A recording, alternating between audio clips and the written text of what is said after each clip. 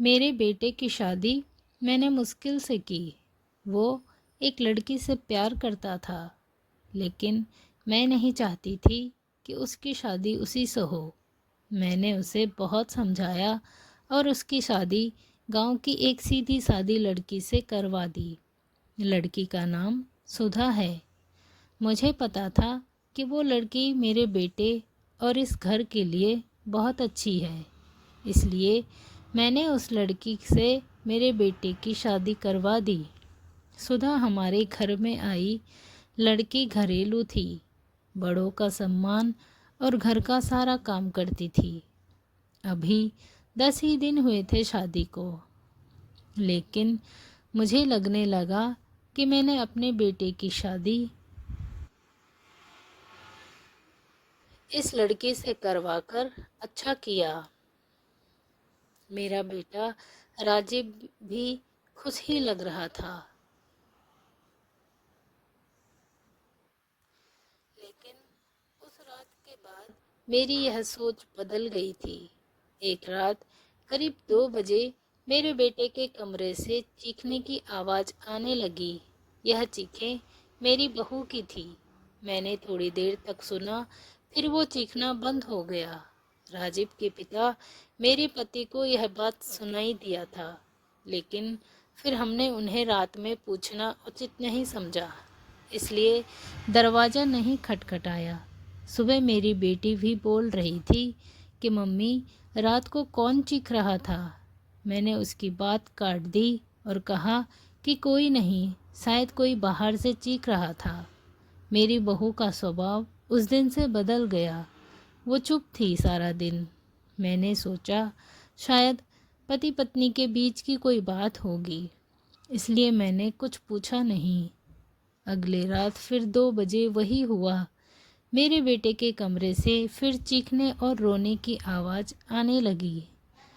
इस रात वो आवाज़ करीब 10 मिनट तक चली। मेरी बेटी उठ गई और उसने हमारे कमरे का दरवाज़ा खटखटाया। मैंने दरवाज़ा खोला और देखा तो वो बहुत डरी हुई थी। बोली, मम्मी, यह क्या है? भाभी रोज़ रात को रोती और चीखती क्यों है? क्या होता है कमरे के अंदर?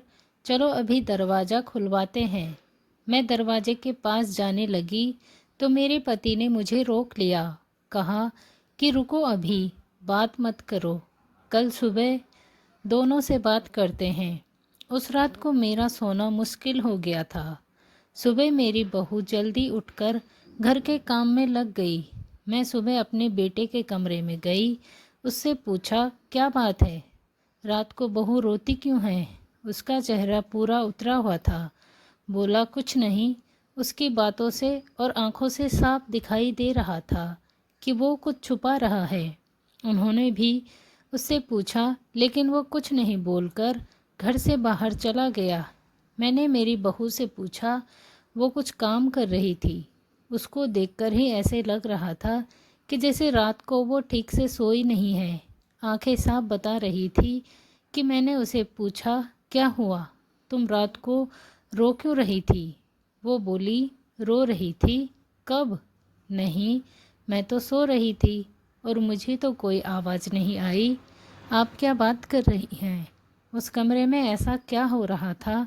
यह बात या तो मेरी बहू जानती थी या बेटा, लेकिन दोनों ही कुछ नहीं बता रहे थे। पर दोनों के चेहरे से साफ पता चल रहा था कि कुछ है जो यह दोनों छिपा रहे हैं। लेकिन क्या? अब जब भी रात आती मुझे नींद ही नहीं आती, क्योंकि आधी रात को फिर वही होता। बहू जोर से चीखती और रोती। मेरे मन में कई सवाल थे। क्या होता है उस कमरे में? फिर एक रात करीब 2 बजे मेरे घर में वो हुआ जो मैंने सोचा भी नहीं था। मेरी बहू रात को कमरे से बाहर आ गई। उसके कपड़े कहीं भी जा रहे थे। उसे कुछ होश ही नहीं था। बाल खुले थे और वो घर के चौक में आकर बैठ गई। जोर से चीखने और रोने लगी। हम सभी घर वाले बाहर आ गए। मेरा बेटा भी कमरे से डरा हुआ बाहर आया। बहू की ऐसी हालत देखकर हम सब ही डर गए थे। मैंने मेरे बेटे से पूछा कि यह क्या है? वो बोला, बस माँ देख लो, यह रोज़ रात 2 बजे ऐसे ही क्या करती है। मैं आप लोगों को क्या बताता। सुबह जब उसे पूछता हूँ तो उसे कुछ याद ही नहीं रहता है। बोलती है मैंने तो कुछ नहीं किया। बहू जब थोड़ी देर बाद शांत हुई तो मेरा बेटा उसे कमरे में ले गया और सुला दिया। मैं सोच रही थी कि यह क्या है। मैंने मेरे बेटे को कहा कि तू उसे उसके घर छोड़ आना, सुबह मैं उसकी माँ से बात करूँगी। सुबह होते ही मेरा बेटा उसे कुछ बहाना करके उसके घर छोड़ आया। मैंने उसकी माँ से बात की तो उसकी माँ ने कहा कि यह क्या बोल रहे हैं, मेरी बेटी बिल्कुल ऐसा नहीं करती। मैंने जो सोचकर राजीव की शादी उससे की थी वैसे हो नहीं सका। बहू को छोड़े अब 20 दिन हो गए थे। इस दौरान उसके घर से फ़ोन आता रहा लेकिन मैं टालती रही। मेरा बेटा भी कह रहा था कि मेरे वो दिन कैसे निकले हैं मैं ही जानता हूँ। मैं उसे वापस नहीं ला सकता। कहीं उससे मेरी जान न ले ली तो क्या करोगी। मैंने उस पर फिर ज़्यादा दबाव नहीं डाला, पर मैं अपने आप को कोस रही थी कि मैंने अपने बेटे की शादी उस लड़की से क्यों करवा दी। अब मेरे घर में कोई नहीं चाहता था कि वो वापस आए। इन्हीं सब बातों में 3 महीने निकल गए। फिर एक दिन अचानक ही मेरी बहू अपने सामान के साथ वापस मेरे घर आ गई। वो आते ही मुझसे कहती है, माँ जी, मैं जानती हूँ कि आप मेरे बारे में क्या सोच रही हैं, लेकिन सच क्या है यह आपको पता नहीं। उसकी बातों से मुझे लगा कि कुछ है जो वो बताना चाहती है। मेरा बेटा घर आया और उसे देखकर गुस्सा हो गया। कहा यह यहाँ वापस आ गई, मैं अब यहाँ इस घर में नहीं रह सकता, मैं जा रहा हूँ।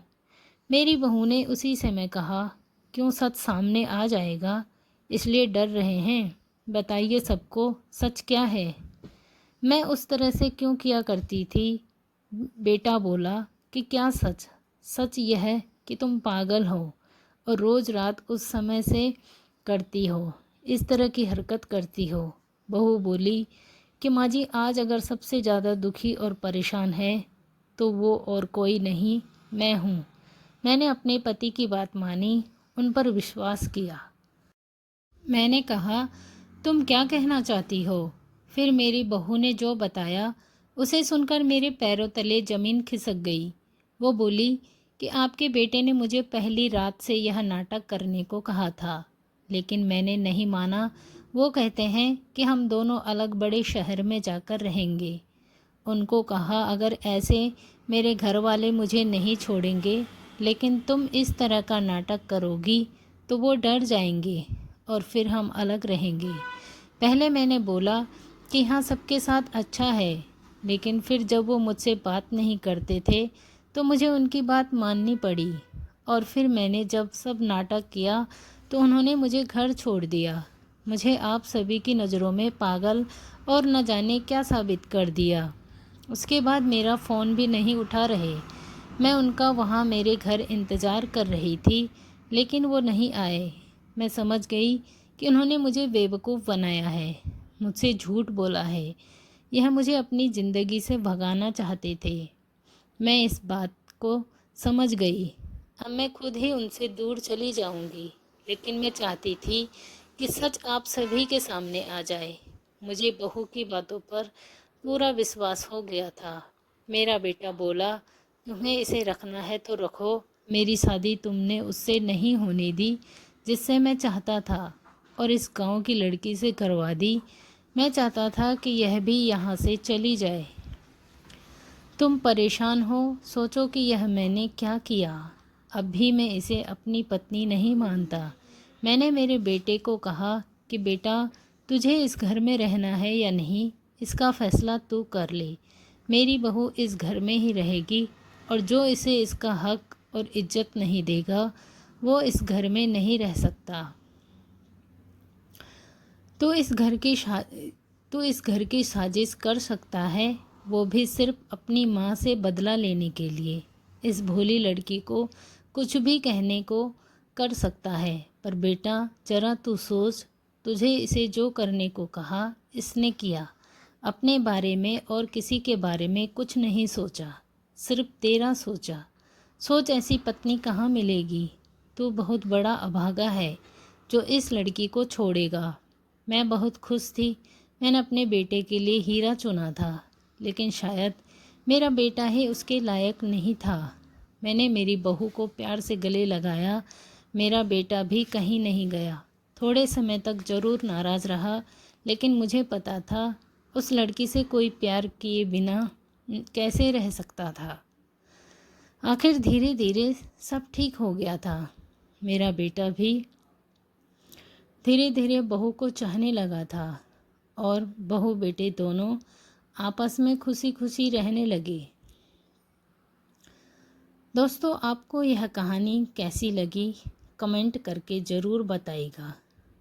इसी तरह की दिलचस्प और कहानियाँ पढ़ने के लिए चैनल को ज़रूर सब्सक्राइब करें।